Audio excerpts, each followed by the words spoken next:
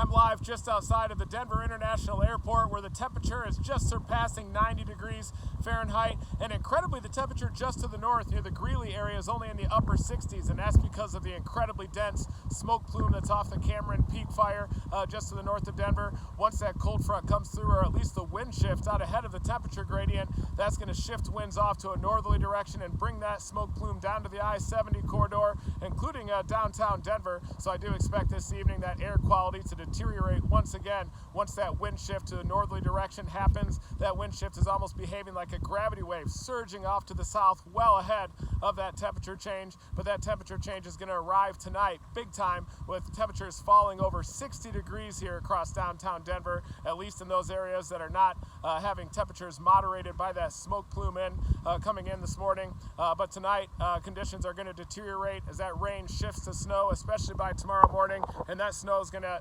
impact the Denver metro area as well. But because temperatures have been so warm in the days leading up to this snow event, a lot more of snow is going to fall from the sky than is going to accumulate, especially down near the I-25 corridor near Denver. But up in the Colorado foothills, they're absolutely going to get hammered, likely with some snowfall totals even exceeding 20 inches in those hardest hit locations in the foothills just to the west and to the northwest of Denver. And all of this is due to a prolific upper level low that is diving off to the south and cutting off near the Four Corners area, Four Corners region, well to the southwest of Colorado. This is an unprecedented pattern usually for this early in the season. The last time we had measurable snowfall this early was back in 1961, September 3rd at the Denver International Airport. And I'll be streaming meteorological data live through the Radar Omega website as this frontal passage happens this evening and as the snow is ramping up tomorrow afternoon. I'm going to be covering the Colorado foothills, where I'll likely observe some thunder snow and some prolific snowfall rates up there in the higher terrain, especially above 7,000 feet.